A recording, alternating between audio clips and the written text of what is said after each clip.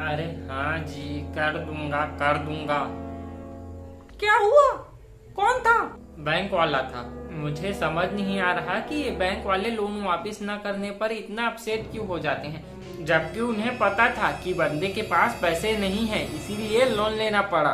खैर, चुका दूंगा लोन। कल ऑफिस जाके बोलता हूँ बॉस को पैसे के लिए। अच्छा, लेकिन अभी आप कहाँ गए थे? याद है पिछली दिवाली हम एक ज्वेलरी के दुकान पे गए थे, जहाँ पर तुम्हें एक हार पसंद आ गया था। हाँ याद है। और उस टाइम मेरे पास पैसे नहीं थे। हाँ हाँ याद है। और मैंने तुमसे कहा था कि ये हार मैं तुम्हें एक दिन जरूर लेके दूंगा। हाँ हाँ, बहुत अच्छी तरीके से याद है। हाँ, तो बस उसी की बगल वाली दुकान से बाल कटवा के आ रहा हूँ। खैर छोड़ो, मुझे भूख लगी है, खाना दो। वैसे तुम्हारा जो व्रत है ना? हाँ जी हूँ। कुछ खाया तुमने फल फूल? हाँ जी। क्या? केला, सेब, अनार, मूंगफली, फ्रूट क्रीम, आलू की टिक्की, साबूदाने का खीर, साबूदाने की पापड़, कद्दू की पूरी, सावन के चावल, सिंघाड़े के आटे का हलवा, खीरा, और सुबह सुबह चाय पी और अभी जूस पी हूँ। अरे वाह, काफी सख्त व्रत रख रखा है तुमने। ऐसा कठिन व्रत रखना हर किसी के बस की बात नहीं। कुछ और खाना है तुम्हें? जी नहीं नहीं। अरे देख लो, कहीं तुम्हें कमजोरी ना आ जाए। खैर, मुझे तो बहुत भूख लगी है, दबा के खाऊंगा भी। अरे देख कर खाया करो, पेट निकल रहा है आपका। अरे हाँ यार, तो ठीक है, तो आज से ना मैं डाइटिंग शुरू करता हूँ। ये बहुत अच्छा सोचा आपने, वाह, मैं बहुत खुश हुई। तो चलो इसी डाइटिंग शुरू करने की खुशी में पिज्जा पार्टी हो जाए। अरे पापा, पिज्जा मंगा रहे हो क्या? मेरे लिए भी मंगाना। आज सभी किताब खरीदी है, कभी खोल कर देखा तूने? उस हिसाब से तो मैंने भी 25,000 का फोन लिया है, आपने चलाने दिया चैन से कभी? अरे हाँ, मोबाइल से याद आया, तूने मुझे बताया था ना कि तू एक लड़की को पसंद करता है और उससे चैट करता है, तो बात आगे बढ़ी? हाँ, पर यार रिप्लाई ढंग का भी होना चाहिए। ये HMM वाला हूँ तो भैंस भी करती है। अरे ये सब छोड़ और पढ़ाई पे ध्यान दे। अरे पढ़ता तो हूँ, पापा से पूछ लो। अरे हाँ, उस दिन ना ये पढ़ाई कर रहा था, वो भी आंख बंद करके। मैंने पूछा कि बेटे क्या कर रहे, तो ये बोलता है कि पापा मैं अंधाधुंध पढ़ाई कर रहा हूँ। अच्छा, तुझको ना जब फेल होगा तभी पता चलेगा। अरे मम्मी, परीक्षा में फेल होने वालों की घटती संख्या बहुत ही चिंताजनक है। भविष्य में देश चलाएगा कौन? कहाँ मिलेंगे विधायक, सांसद, पार्षद? बेटा, जिंदगी में तू ना अच्छा आदमी बन बस। मैं भी सोचता हूँ कि जिंदगी में बस इतना अच्छा आदमी बन सकूं कि कोई भी आदमी मुझ पे विश्वास करके कह सके कि भाई मेरी वाइफ को अपनी वाइफ समझ के घर छोड़ देना। Come on. अच्छा, वाइफ से याद आया, मैं वो जिस लड़की से चैट नहीं करता, वो ना आप लोगों की तारीफ करते हुए कह रही थी कि आप दोनों मार्केट में बहुत खुश होकर घूम रहे थे।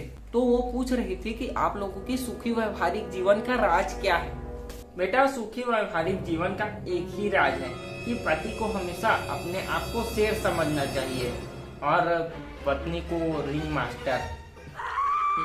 वैसे और क्या क्या बोला बेटा उसने? वो बता रही थी कि आप मम्मी का बाजार में हाथ पकड़े हुए थे, तो बोल रही थी कि कितने प्यार करते हैं आप लोग।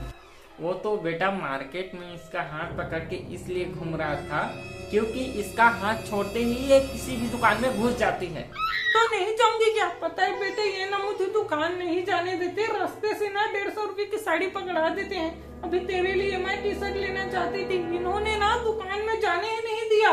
बेटा, वो रेडीमेड कपड़े वाले कपड़े या शर्ट को इतने आहिस्ता से काउंटर पर लिटाते हैं जैसे कि कहीं उसकी नींद न टूट जाए। तो ये सब चीजें ना मुझे अच्छी नहीं लगती, तो इसलिए मैं बाजार से ले लेता हूँ।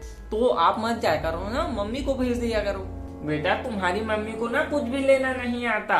उस दिन ना ये हमारे झगड़े के बाद बाजार गई और दुकान से जहां लाके खा लिया, लेकिन तेरी मम्मी मरी नहीं, बीमार हो गई। अरे 100 बार कहा है कि कोई भी चीज खरीदती हो तो ठीक से लिया करो।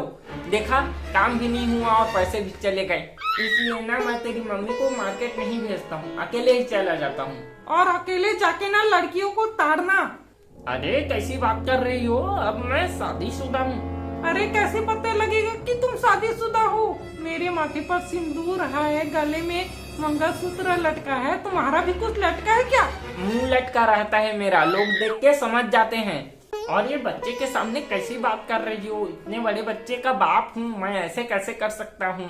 अच्छा, और उस दिन मार्केट में एक औरत आई और तुमको हेलो बोल के चली गई, वो कौन थी? अब प्लीज तुम मेरा ना दिमाग खराब मत करो।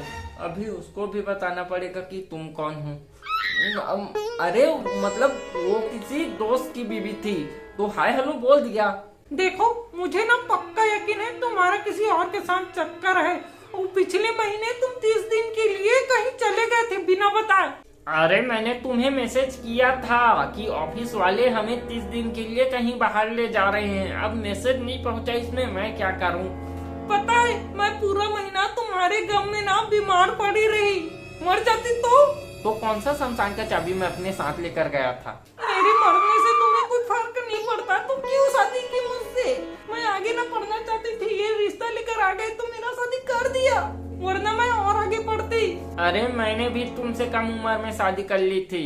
पढ़ाई में मैं ना बहुत इंटेलिजेंट था। मुझसे दोस्त पूछते थे कि 12वीं के बाद क्या करेगा, तो मैं कहता था बीबीए। बीबीए मतलब बीबी की बाहों में आराम। तो बस आपने इसीलिए शादी की? अरे यार, दुनिया वाले कहते थे कि माँ बाप से बढ़ के कुछ नहीं होता, इसलिए इसके साथ जल्दी से जल्दी शादी करके बाप बन गया। और शादी करके मेरी जिंदगी बर्बाद कर दी।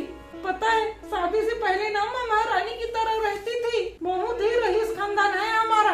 पता है, हमारे गांव में सबसे पहले 24 घंटा बोलने वाला रेडियो मेरे पिताजी लाए थे।